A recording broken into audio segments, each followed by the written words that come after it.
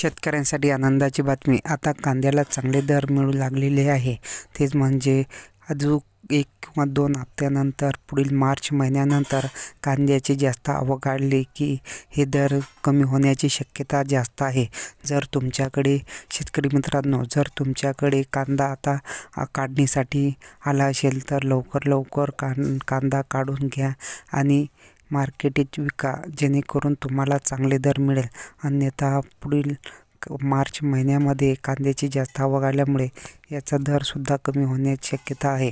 तर पाहू शकता महाराष्ट्रातील सर्व तालुक्यातील कांद्याचे बाजारभाव।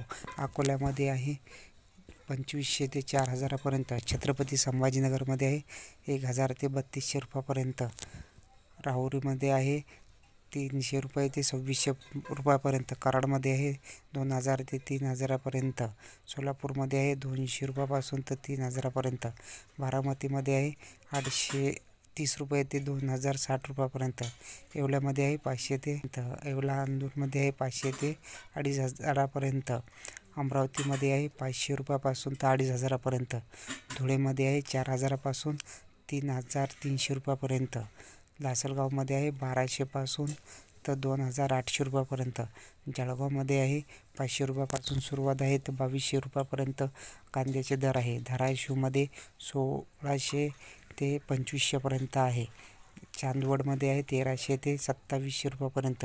तुमची कोणत्या भागामध्ये तुम्ही व्हिडिओ बघत आहे तर आम्हाला कमेंटद्वारे जरूर कळवा। तर शिरपूरमध्ये 500 ते 2700, भुसावळ 2200 2600 रुपये, यावलमध्ये 1400 ते 2000, तर पुणेमध्ये 2700 रुपये, पुणे मोर्शीमध्ये 2500 रुपये, मंगळवेढामध्ये 2700 रुपये, नाशिकमध्ये 3300 रुपये, पिंपळगाव वसंतमध्ये 5000 रुपये।